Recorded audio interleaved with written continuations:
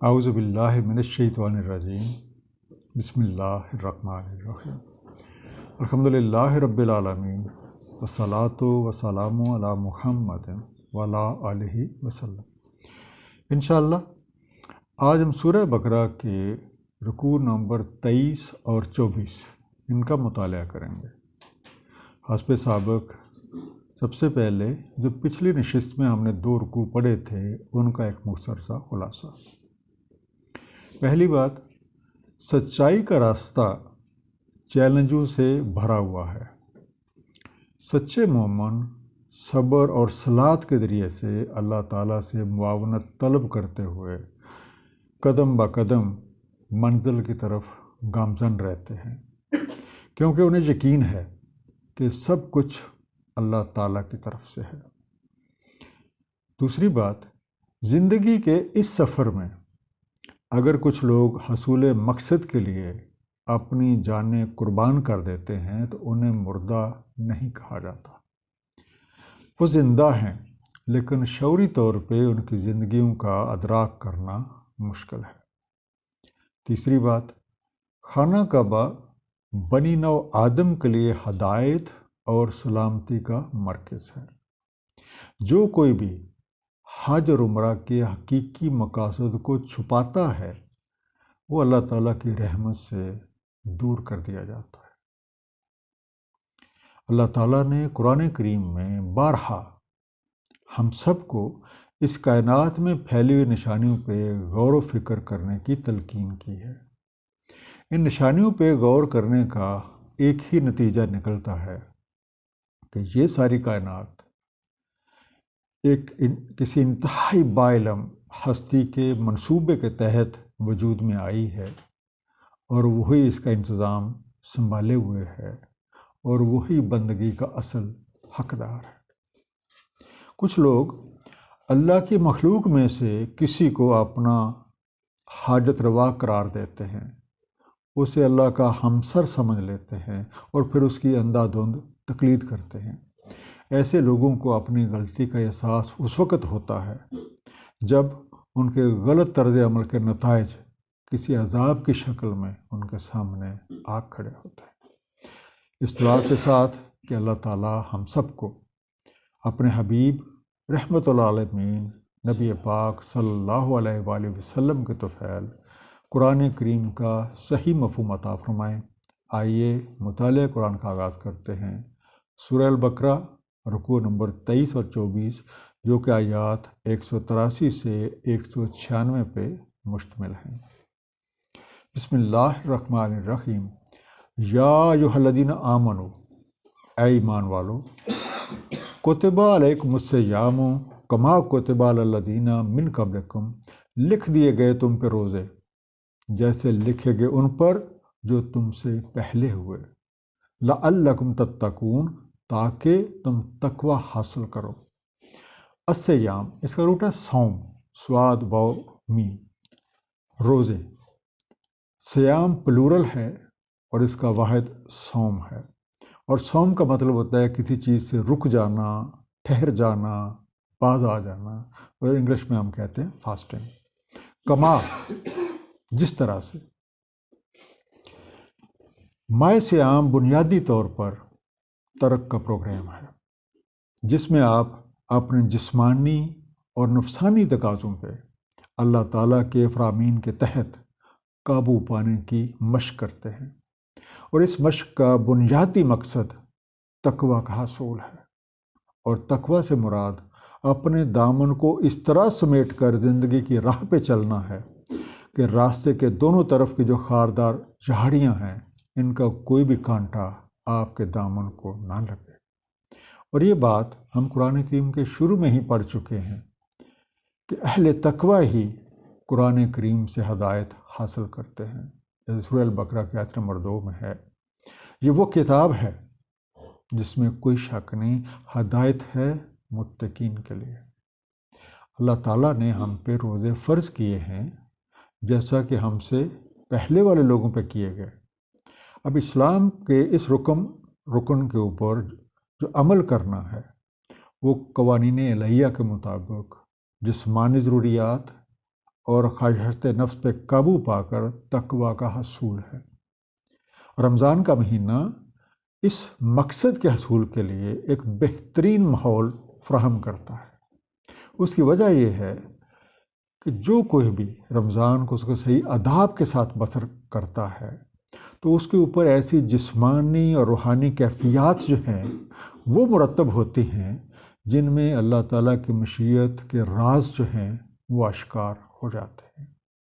اور دوسری بات، رمضان کے اس ماحول میں بندے کا دل، اس کا ذہن اور اس کا روحانی تعلق اپنے خالق اور مالک حقیقی کے ساتھ قائم ہو جاتا ہے۔ روزے کے جو فائدے ہیں وہ حاصل کرنے کے لیے ضروری ہے کہ ان تمام چیزوں کا خیال رکھا جائے جو مقاصد کے حصول میں معاون ہیں۔ اور اگر کوئی شخص روزے کا اصل مقصد سمجھ لیتا ہے تو پھر وہ روزے کے ذریعے اپنے اندر خوف خدا اور اطاعت ربی کی صفت کو نشو و نما دینے کی کوشش کرتا ہے، اور یہ کوشش اور یہ چیز اس کے اندر اتنا تقویٰ پیدا کر دیتی ہے کہ رمضان ہی نہیں، سال کے بقیہ مہینوں میں بھی وہ زندگی کی سیدھی شاہراہ پہ دونوں طرف کے خاردار جھاڑیوں سے اپنا دامن بچا کے چل سکتا ہے۔ روزے کا جو دوسرا مقصد ہے وہ اخلاص ہے۔ دیگر عبادات کا علم دوسرے افراد کو ہو جاتا ہے، لیکن روزہ ایک ایسی عبادت ہے کہ جب تک روزہ دار اپنی زبان سے دوسرے کسی کو نہ بتا دے، یہ جاننا مشکل ہے کہ وہ روزہ سے ہے یا نہیں ہے۔ اس سے ہم یہ کہہ سکتے ہیں کہ یہ وہ عبادت ہے جس میں منافقت اور دکھاوے کا امکان کم از کم ہے۔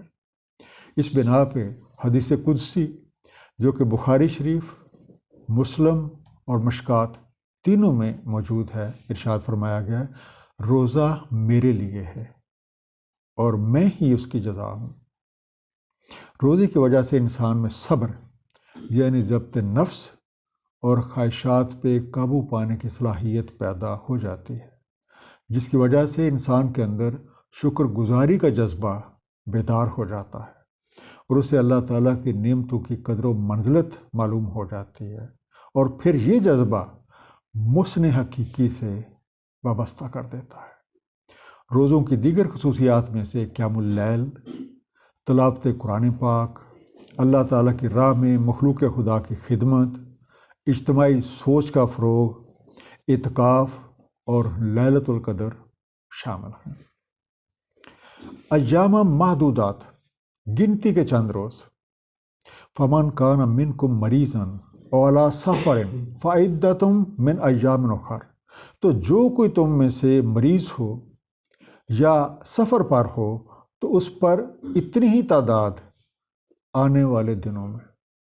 وَلَلَّذِينَ يُطِيقُونَهُ فِدْيَةٌ طَعَامُ مِسْكِين، اور ان پر جو طاقت رکھتے ہیں اس کی، فدیہ طعام مسکین کا۔ فَمَن تَطَوَّعَ خَيْرًا فَهُوَ خَيْرٌ لَّهُ، سو جو کوئی خوشی سے بھلائی کرتا ہے تو یہ بہتر ہے اس کے لیے۔ وَأَن تَصُومُوا خَيْرٌ لَّكُمْ إِن كُنتُمْ تَعْلَمُونَ، اور اگر یہ کہ تم روزہ رکھو تو یہ بہتر ہے تمہارے لیے اگر تم علم رکھتے ہو۔ محدودات، گنے ہوئے، نمبرڈ، فائدتن، عددی طور پہ گنتی کے مطابق، then as per number, as per counting. اب روزہ ایسی عبادت ہے جس کا کوئی بدل نہیں ہے۔ یہ ایک ایسا عمل ہے جو جسمانی امراض کا مکمل علاج ہے، روحانی اقدار میں اضافے کا ایک انتہائی مؤثر عمل ہے، اور برائیوں سے بچنے کی ایک ایسی ڈھال ہے جس کا کوئی توڑ نہیں ہے۔ روزہ رکھنے سے جسمانی کثافتیں دور ہو جاتی ہیں اور آدمی کے اندر لطیف روشنیوں کا بہاؤ تیز ہو جاتا ہے، جس کی وجہ سے ذہن کی رفتار بہت زیادہ بڑھ جاتی ہے، جو کہ عام حالات میں ممکن نہیں ہے۔ البتہ اگر کوئی بیمار ہو یا حالت سفر میں ہو تو وہ ماہ سیام کے بعد اتنے ہی روزے رکھ لے تاکہ مقررہ تعداد کو پورا کیا جا سکے۔ اب اس آیت میں جہاں تک روزہ رکھنے کے لیے طاقت کا ذکر ہے تو یہ اندازہ آپ نے خود لگانا ہے۔ لیکن جو فائدے روزہ رکھ کے حاصل ہو سکتے ہیں وہ فدیہ دے کر حاصل نہیں ہو سکتے، اس لیے روزہ رکھنا ہی بہتر ہے۔ شہر رمضان الذی انزل فیہ القرآن، اور ماہ رمضان ہے جس میں قرآن نازل ہوتا ہے، ھدی للناس وبینات من الھدی والفرقان، ہدایت لوگوں کے لیے، ہدایت کی بینات اور فراست۔ فمن شاہد منکم الشہر فلیصم، سو جو کوئی موجود ہو تم میں سے اس ماہ میں تو ضرور روزے رکھے۔ ومن کان مریضا او علی سفر فعدۃ من ایام اخر، اور جو کوئی مریض ہے یا سفر پر تو اس پہ اتنی ہی تعداد آنے والے ایام میں۔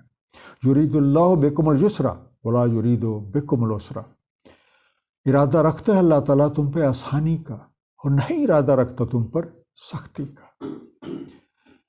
اس آیت میں شہر رمضان الذی انزل فیہ القرآن، یہ انداز بیان کر رہا ہے کہ رمضان اور قرآن میں ایک گہرا تعلق ہے۔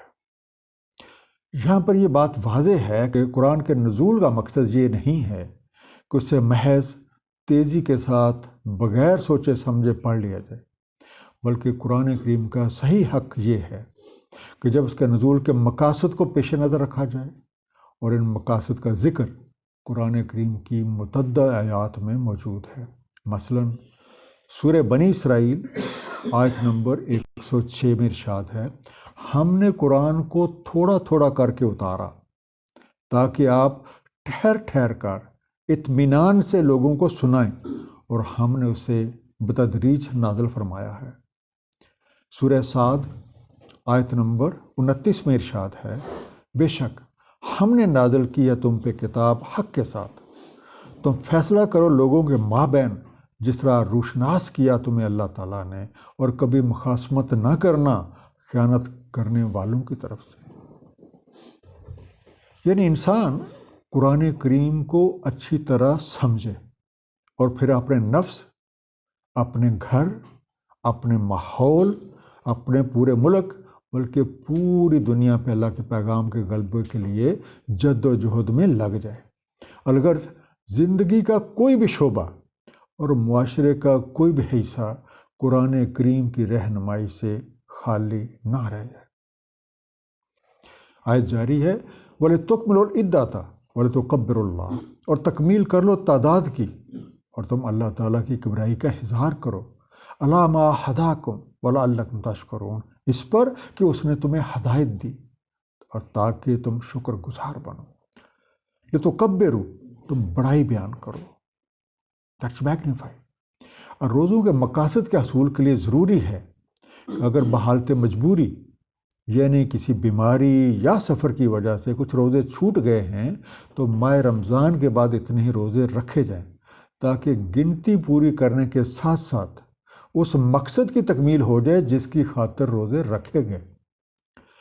وَإِذَا سَأَلَكَ عِبَادِي عَنِّي فَإِنِّي قَرِيبٌ، جب آپ سے سوال کرے میرے بندے میرے بارے، بے شک میں قریب ہوں، اجیب دعوت الداعِ اذا دعان، میں جواب دیتا ہوں پکارنے والے کی پکار کا جب پکارے مجھے۔ فَلْيَسْتَجِيبُوا لِي وَلْيُؤْمِنُوا بِي لَعَلَّهُمْ يَرْشُدُونَ، بس چاہیے کہ وہ استجابت کریں میری، مجھ پہ یقین رکھیں تاکہ رشد والے ہوں۔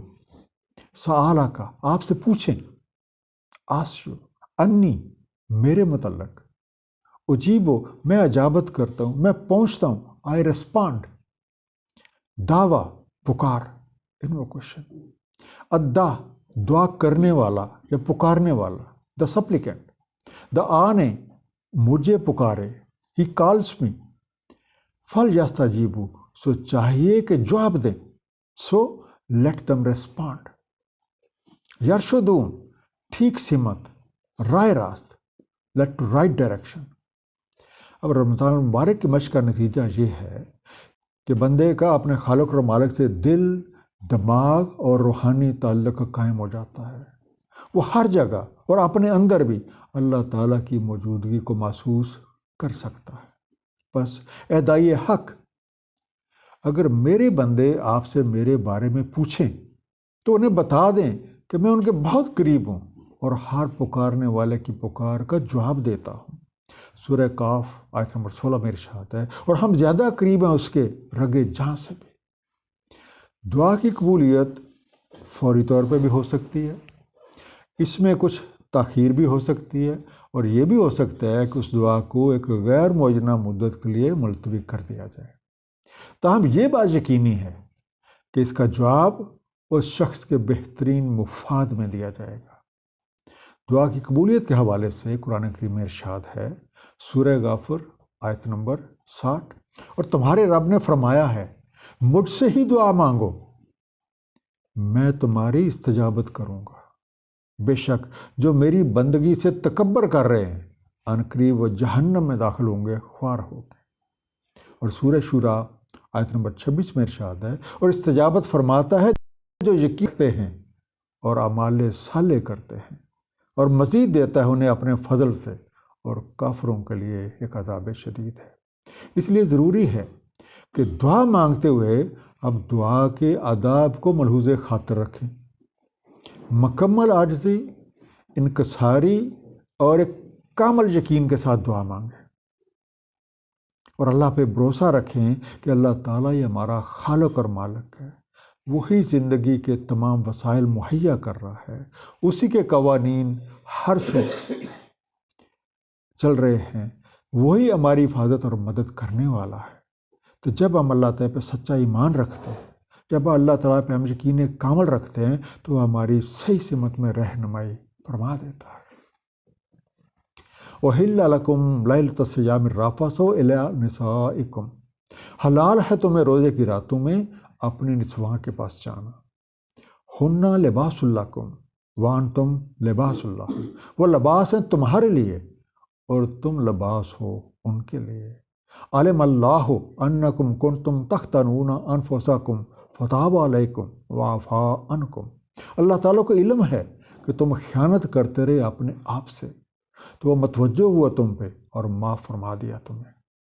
فَالْآنَ بَاشِرْهُنَّ وَابْتَغُوا مَا كَتَبَ اللَّهُ لَكُمْ، سو اب مباشرت کر لیا کرو ان سے اور تلاش کرو جو لکھ رکھا ہے اللہ تعالیٰ نے تمہارے لیے۔ وَحِلَّ، حلال قرار دیا، میڈ لافل اور پرمیٹڈ، لیلۃ الصیام، رات روزوں کی، نائٹس آف فاسٹنگ، رفس، ہم بستری کے لیے جانا، ٹو گو فار سیکشولیٹی اور ٹو گو فار انٹیمیسی۔ نسائکم، تمہاری خواتین، یور فیمنن، ہننا، وہ جن کا ذکر پیچھے ہوا ہے، دوز مینشن بیفور۔ لباس، چھپاوا، پوشاک، ڈریس آپ کہہ سکتے ہیں۔ تختانون، تم خیانت کرتے، یو ڈیسیو۔ افا، معاف کر دیا، ہی پارڈنڈ۔ فالآنا، سو اب، باشرہن، ان سے میل جول رکھو، ہیو ریلیشنز ود دیم۔ ابتغوا، ڈھونڈو، سیکھ۔ چونکہ اللہ تعالیٰ اپنے بندوں پہ کسی قسم کی مشقت ڈالنے کا ارادہ نہیں رکھتا، اس لیے روزے کی راتوں میں بھی اپنی لیڈی وائفز کے پاس، اپنی بیوی کے پاس جانا جائز ہے۔ اس اجازت کا مقصد یہ ہے کہ لوگ معمول کی زندگی میں جو مختلف تبدیلیاں ہو رہی ہیں ان سے پریشان نہ ہو جائیں، اور اپنی توجہ ماہ صیام کا جو حقیقی مقصد ہے اس کے حصول کی طرف مرکوز رکھیں۔ اس آیت میں میاں بیوی کو ایک دوسرے کا لباس قرار دینے میں ایک بڑی خوبصورت رمز بھی پوشیدہ ہے۔ اب لباس کی حقیقت جسم کو چھپانا ہے، اور کون ہے جو اپنا ہی لباس جو ہے وہ تار تار کرنا چاہے گا؟ اس لیے مردوں پہ لازم ہے کہ گھر سے باہر اپنی بیوی کے بارے میں کی بات چیت نہ کریں، اور اسی طرح بیویوں پہ بھی لازم ہے کہ اگر میاں میں کوئی کمی کمزوری کوئی ہے تو وہ بھی دوسرے لوگوں کے سامنے بیان نہ کرتے پھریں۔ جب دونوں اس بات پہ عمل کریں گے تو اس کا نتیجہ ان کے درمیان ایک شاندار تعلق کا باعث بنے گا۔ اس بات پہ غور کریں، وَابْتَغُوا مَا كَتَبَ اللَّهُ لَكُمْ، تلاش کرو جو اللہ تعالیٰ نے تم پہ لکھ رکھا ہے۔ كَتَبَ اللَّهُ عَلَيْكُمُ الصِّيَامَ، تمہارے اوپر روزے لکھ دیا گیا. یہ ادھر ہی آپ کی توجہ دلائی جا رہی ہے کہ آپ کا جو مقصد ہے آپ اس پہ نظر رکھو، یعنی تقویٰ کا اصول کہ یہ چھوٹی چھوٹی جو چیزیں ہیں ان میں الجھنے کی ضرورت نہیں ہے. اپنی نگاہ مقصد کے حصول پہ لگائے رکھو. آیت جاری ہے وَكُلُوا وَاشْرَبُوا، اور کھاؤ اور پیو، حتیٰ یتبین لکم الخیط الابیض من الخیط الاسود من الفجر، حتیٰ کہ نمایاں ہو جائے تمہارے لیے سفید دھاری سیاہ دھاری سے فجر کو. ثم اتموا الصیام الی اللیل، پھر پورا کرو روزہ رات آنے تک. ولا تباشرہن وانتم عاکفون فی المساجد، اور مت مباشرت کرو ان سے جب متعاکف ہو مساجد میں. تلک حدود اللہ فلا تقربوها، یہ حدود اللہ تعالیٰ کی ہیں بس مت قریب جانا تم ان کے.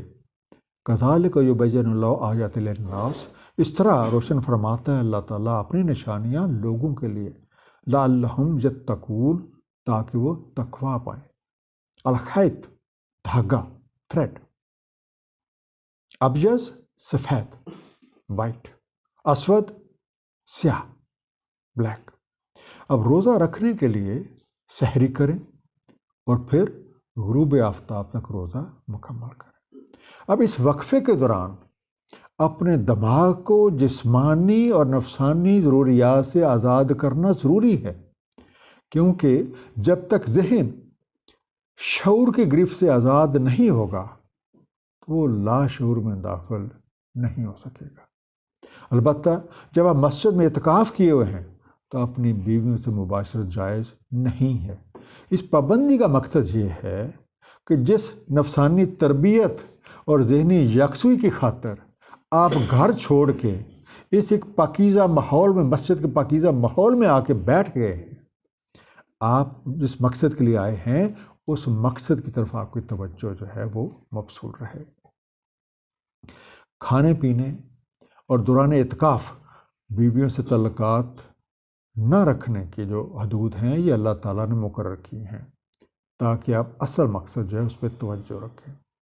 اللہ تعالیٰ نے کمال مہربانی سے ان چیزوں کی وضاحت فرما دی ہے جن کی بدولت انسان مشیت الہی کا وقوف حاصل کر سکتا ہے اور قرآن کریم سے رہنمائی حاصل کر کے اس کے اوپر نبی پاک صلی اللہ علیہ وسلم کی مثالی زندگی کے مطابق عمل کر سکتا ہے.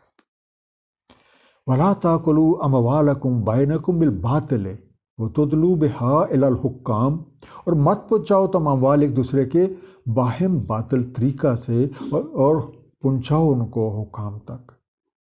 لِتَأْكُلُوا فَرِيقًا مِّنْ أَمْوَالِ النَّاسِ بِالْإِثْمِ وَأَنْتُمْ تَعْلَمُونَ، تاکہ کھا جاؤ ایک ایسا لوگوں کے مال سے گناہ کے ساتھ اور تم علم رکھتے ہو.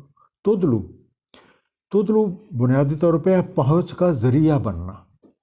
اب روزوں کا تو مقصد یہ ہے کہ ہمارے اندر اطاعت الہیہ کا وہ مادہ پیدا ہو جائے کہ ہم اپنی تمام زندگی اللہ تعالیٰ کی قائم کردہ جو حدود ہیں ان کے اندر رہتے ہوئے گزاریں، اور جو مثالی طرزیں ہم نے روزہ رکھ کے ماہ صیام میں سیکھی ہیں ان پہ باقی جو زندگی کے حصے ہیں ان میں عمل کریں. انہی چیزوں میں سے ایک دوسرے کے جائیداد اور ایک دوسرے کی جو دولت اور مال ہے اس کے استعمال کے متعلق احتیاط بھی شامل ہے. اس لیے جانتے بوجھتے نہ تو کسی دوسرے کا مال جو ہے اس کو ناجائز طریقے سے استعمال کیا جائے اور نہ ہی کوئی ایسے اسباب پیدا کیے جائیں کہ دوسرے کا مال یا جائیداد کو حکام کے سامنے اس طریقے سے پیش کیا جائے کہ آپ کو اس میں سے کچھ حصہ مل جائے. اب یہ دونوں باتیں جرم ہیں اور ایسا کرنے والے کو اس کا نتیجہ بھگتنا ہوگا. یسألونک عن الأحل، آپ سے پوچھتے ہیں ہلال کے بارے میں. قل ہی مواقیت للناس والحج، کہہ دیں یہ اوقات نما ہیں لوگوں اور حج کے لیے. وَلَيْسَ الْبِرُّ بِأَنْ تَأْتُوا الْبُيُوتَ مِنْ ظُهُورِهَا، نہیں ہے کچھ نیکی کہ تم آؤ گھروں میں ان کی پشت کی طرف سے. وَلَكِنَّ الْبِرَّ مَنِ اتَّقَىٰ، لیکن نیکی تو تقویٰ پانا ہے. وَأْتُوا الْبُيُوتَ مِنْ أَبْوَابِهَا، آؤ گھروں میں ان کے دروازوں سے. وَاتَّقُوا اللَّهَ لَعَلَّكُمْ تُفْلِحُونَ، اور تقویٰ پاؤ اللہ سے احتیاط برتو اللہ سے تاکہ تم فلاح یافتہ ہو جاؤ۔ اہلا، ہلال، نیا چاند، نئے چاند کا نکلنا، نیو مون۔ مواقیت، وقت ہے سے بنا، یہ وقت ظاہر کرنے کے ذرائع، اور اس کا واحد ہے میقات، انڈیکیٹرز آف ٹائم۔ البیوت، یہ بیت کی جمع ہے، اور بیت کا مطلب ہوتا ہے گھر، اور بیت وہ ہے جہاں پہ رات گزاری جائے، تو عام طور پہ اس کا ٹرانسلیشن ہوتا ہے ہومس۔ اب اس سوال کی ایک وجہ یہ سمجھ آتی ہے کہ سب کو پتہ ہے کہ رمضان بہت ایک مبارک مہینہ ہے، اور کچھ لوگ یہ سمجھتے ہیں کہ شاید کچھ مہینے نامبارک بھی ہیں، تو ان لوگوں سے کہہ دیں کہ سعد یا نیس کا خیال تو ہم پرستی ہے۔ کسی بھی نئے مہینے کے چاند کی حقیقت اس کے سوا کچھ نہیں کہ اس سے اوقات کار معلوم ہو جاتے ہیں، اور اس کے فوائد بالکل ظاہر ہیں، اور اسی طرح حج کب واقع ہوگا یہ بھی معلوم ہو جاتا ہے، یا باقی کوئی اوکیشنز کب آئیں گے وہ بھی آپ کو پتہ چل جاتا ہے۔ اس توہم پرستی کی ایک مثال تمہارا حج کے دنوں میں مکانوں کے سامنے کے دروازے کی بجائے ان کے پچھواڑے سے داخل ہونا ہے۔ سعادت کی راہیں ایسی حرکتیں کرنے سے حاصل نہیں ہوتی، بلکہ جو اللہ تعالیٰ کے قوانین ہیں ان کے اوپر دل و جان سے عمل کرنے سے حاصل ہوتی ہیں۔ اس لیے گھروں کے جو باقاعدہ داخلی راستے ہیں انہیں سے آیا کرو، اور اگر تم زندگی کے تمام معاملات میں اللہ تعالیٰ کے احکامات کو مد نظر رکھو گے تو تمہیں اللہ کی خوشنودی حاصل ہو جائے گی، اور تم بھی فلاح یافتہ لوگوں کی فہرست میں شامل ہو جاؤ گے۔ وَقَاتِلُوا فِي سَبِيلِ اللَّهِ الَّذِينَ يُقَاتِلُونَكُمْ وَلَا تَعْتَدُوا، اور لڑو ان سے اللہ کی راہ میں جو لڑتے ہیں تم سے، اور حد سے تجاوز نہ کرو۔ ان اللہ لا يحب المعتدین، بے شک اللہ تعالیٰ نہیں پسند فرماتا حد سے تجاوز کرنے والوں کو۔ قاتلو، قتل سے بنا، لڑائی، جنگ، مزاحمت کرو، فائٹ۔ اب جنگ کا پہلا اصول جو اس آیت سے ہمیں حاصل ہوتا ہے وہ یہ ہے کہ ان لوگوں سے لڑائی کی جائے جو تم سے لڑتے ہیں۔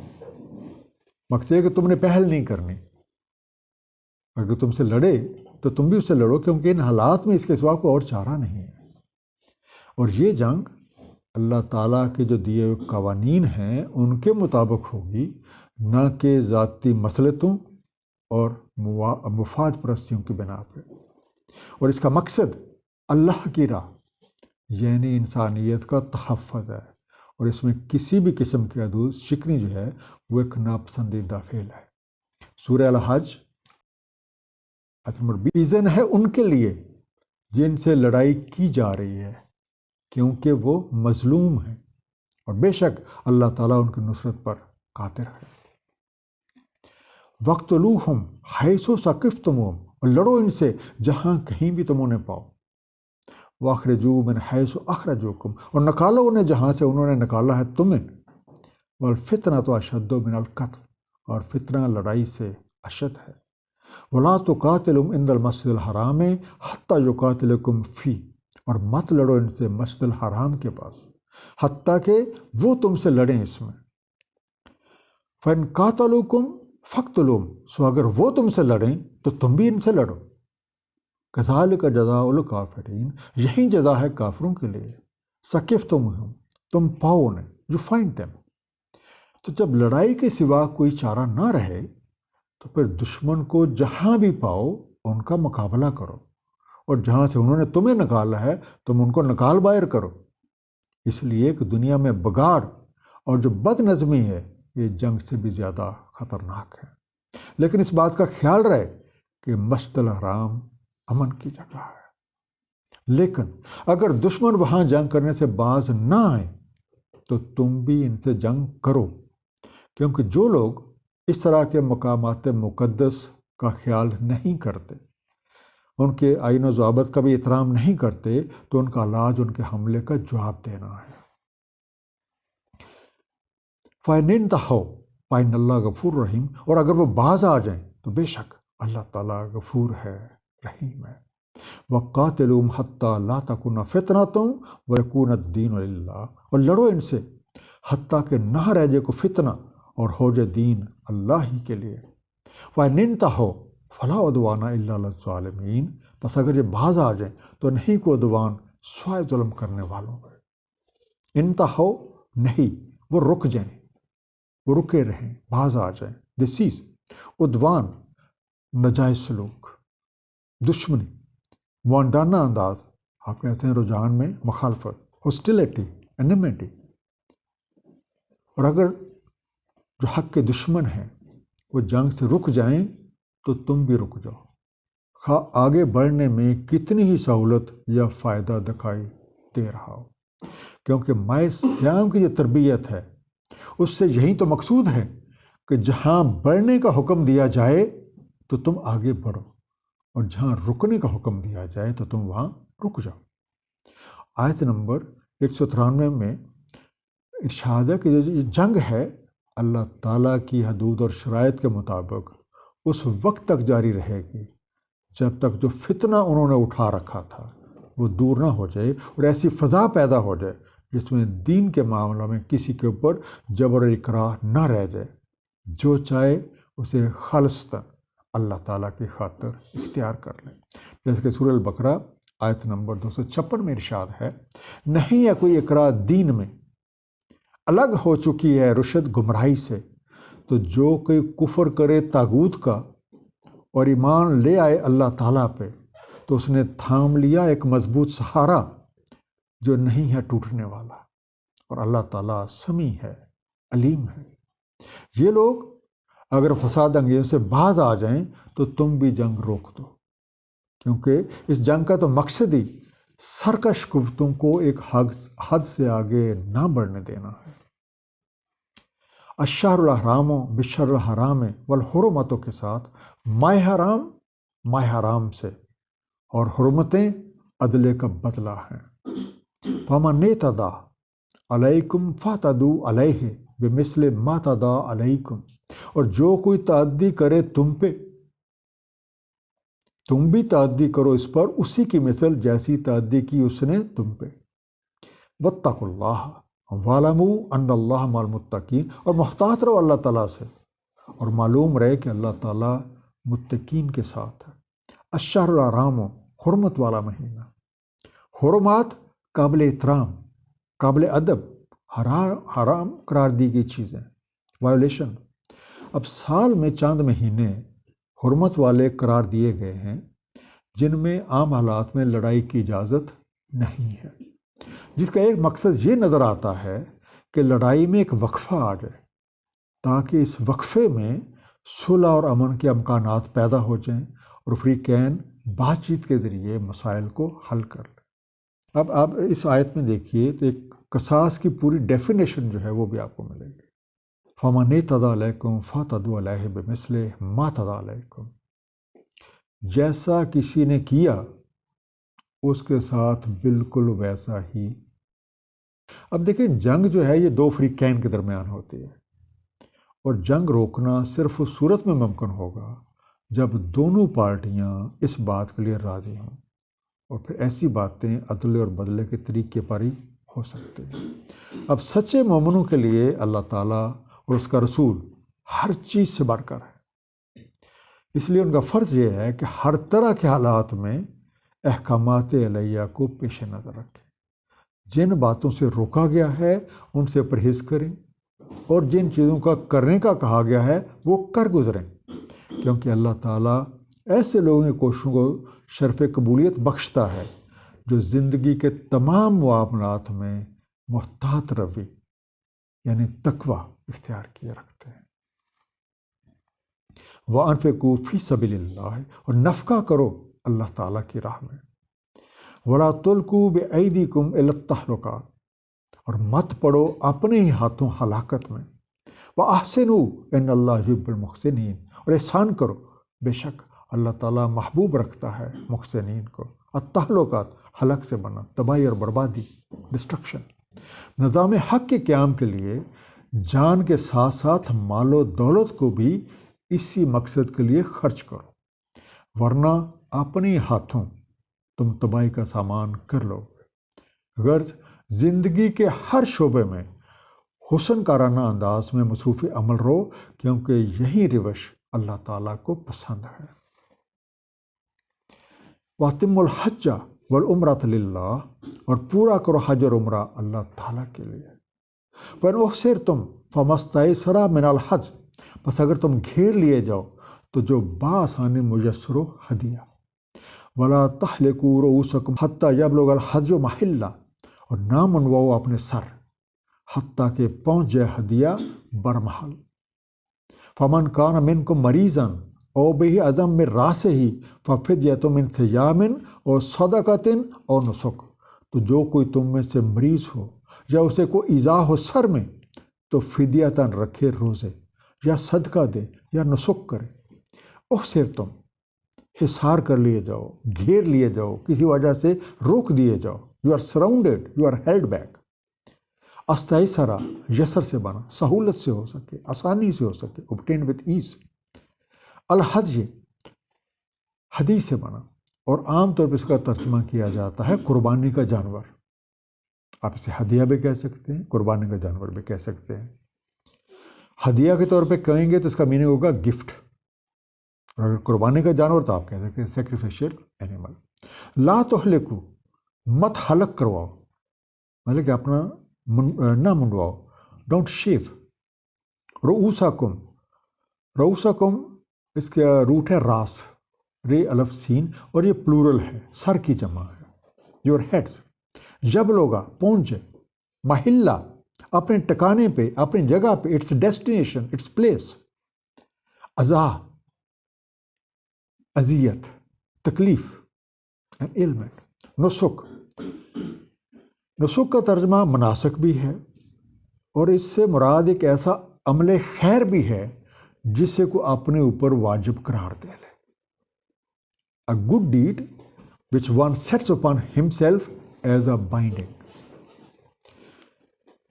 اب نظام حق کے قیام کے لیے جسمانی، نفسانی اور روحانی پہلوؤں سے مسلسل جدوجہد کی ضرورت ہے، اور حج اور عمرہ ایسی مثالیں ہیں جن میں یہ تمام پہلو بدرجہ اتم موجود ہیں۔ اب اگر آپ نے نیت کر لی اور کسی وجہ سے وہاں پہنچنے سے روک دیے جاؤ تو تم سے جو کچھ بھی بآسانی ہو سکے وہ ہدیاتاً وہاں بھجوا دو، اور جب تک یہ ہدیے یا یہ قربانیاں اپنی منزل تک نہ پہنچ جائیں تو تم حج والوں کی مطابقت کرتے ہوئے اپنے سر کے بال نہ منڈواؤ۔ تاہم اگر کوئی بیمار ہو یا اس کے سر میں کوئی تکلیف ہو جس کی وجہ سے اس کا سر منڈانا جو ہے وہ نقصان دہ ہے، تو پھر وہ فدیتاً روزے رکھ لے یا صدقہ کر دے یا کوئی عمل خیر اپنے اوپر واجب ٹھہرا لے۔ آیت جاری ہے، فَإِذَا آمِنْتُمْ، تو جب تمہیں امن ہو، فَمَنْ تَمَتَّعَ بِالْعُمْرَةِ إِلَى الْحَجِّ فَمَا اسْتَيْسَرَ مِنَ الْحَجِّ، تو جو کوئی تمتع کرے عمرہ کی حج کے ساتھ تو جو بآسانی میسر ہو ہدیہ۔ فَمَن لَّمْ يَجِدْ فَصِيَامُ ثَلَاثَةِ أَيَّامٍ فِي الْحَجِّ وَسَبْعَةٍ إِذَا رَجَعْتُمْ، تو جو کوئی نہ پائے تو روزے رکھے 3 ایام حج میں اور 7 جب تم واپس لوٹو۔ تِلْکَ عَشَرَةٌ کاملہ، تو یہ ہوئے پورے 10۔ آمن، تم امن و چین میں ہو، یو آر سیکیور اور یو آر ان پیس۔ تمتع، فائدہ اٹھایا، ٹوک ایڈوانٹیج۔ رجعتم، واپس لوٹو، واپس پلٹ کے آ جاؤ۔ اور حالت امن میں جب کوئی حج کے ساتھ عمرے کا فائدہ اٹھانا جاتا ہے، جسے ہم عرف عام میں حج تمتع بھی کہتے ہیں، تو جو ہدیہ یا قربانی بآسانی میسر ہو وہ ساتھ لے جائے، اور جسے یہ ہدیہ یا قربانی میسر نہیں ہے تو پھر وہ 10 روزے رکھے گا، 3 ایام حج میں اور 7 گھر واپس پہنچ کر۔ ذالک لمن لم یکن اہلہ حاضر المسجد الحرام، یہ ان کے لیے ہے نہیں جن کے اہل و عیال حاضر مسجد الحرام میں۔ واتقوا اللہ واعلموا ان اللہ شدید العقاب، اور احتیاط برتو اللہ تعالیٰ سے اور معلوم رہے کہ اللہ تعالیٰ شدید تعاقب کرنے والا ہے۔ اہلہ، اس کے گھر والے، حاضری رہنے والے اس جگہ کے حاضرین، شدید العقاب تندئی سے تعاقب کرنے والا۔ حج اور عمرے کا مقصد اللہ تعالیٰ کی رضا کا حصول ہے، اس لیے لازم ہے کہ ہماری نگاہ حج اور عمرہ کے ارکان کی ادائیگی کے ساتھ ساتھ ان کی معنونیت اور مقصد کے حصول پہ لگی رہے۔ ان دونوں رکوع کا ایک مختصر سا خلاصہ، روزے کا مقصد تقویٰ کا حصول ہے، اس کے لیے جسمانی اور نفسانی خواہشات پر قابو پانا، برائی کو روکنا اور نیکی کو فروغ دینا، قیام اللیل کا اہتمام کرنا، قرآن کریم کی تلاوت، اس کے آیات میں غور و فکر اور اسے سمجھ کر عمل کرنا، مخلوق خدا کی خدمت کرنا اور لیلۃ القدر کی کوشش کرنا شامل ہے۔ اللہ تعالیٰ اپنے بندوں پہ مشقت نہیں ڈالتا، اس لیے اس نے روزہ داروں کے لیے کچھ معاملات میں نرمی فرمائی ہے تاکہ ان کے ذہن اصل مقصد کی طرف مرکوز رہے۔ ماہ رمضان بنیادی طور پہ ضبط نفس کا پروگرام ہے، جس میں سیکھے ہوئے کا مظاہرہ سال کے بقیہ مہینوں میں نہیں بلکہ زندگی کے ہر شعبے میں مطلوب ہے۔ نیکی قوانین الہیہ کو ہر وقت اپنے ذہن میں رکھنا اور ان پر دل و جان سے عمل کرنا ہے۔ حق کی راہ میں لڑنے والوں کے خلاف جنگ کی اجازت ہے، لیکن یہ لڑائی انسانیت کے تحفظ اور قوانین الہیہ کے مطابق لڑی جائے گی، اور یہ اس وقت تک جاری رہے گی جب تک فتنے کا خاتمہ نہ ہو جائے اور ایسی فضا پیدا ہو جائے جس میں دین پر عمل کرنے میں کوئی رکاوٹ نہ رہے۔ زندگی میں راہ حق کے قیام کے لیے ہر طرح کی مسلسل جد و جہد کی ضرورت ہے، اور اس کی ایک مثال حج اور عمرہ ہے، جو ہمیں اللہ تعالیٰ کے شعائر، مختلف نشانیوں کو دیکھنے اور اپنی ذات کا ادراک کرنے کے مواقع فراہم کرتے ہیں۔ اللہ تعالیٰ ہم سب کو قرآن کریم کو صحیح طور پہ سمجھنے اور اس پہ نبی پاک صلی اللہ علیہ وآلہ وسلم کی سنت مبارکہ کے مطابق عمل کرنے کی توفیق عنایت فرمائے۔ صدق اللہ العلی العظیم، صلی اللہ تعالیٰ علی حبیبہ محمد وآلہ وسلم۔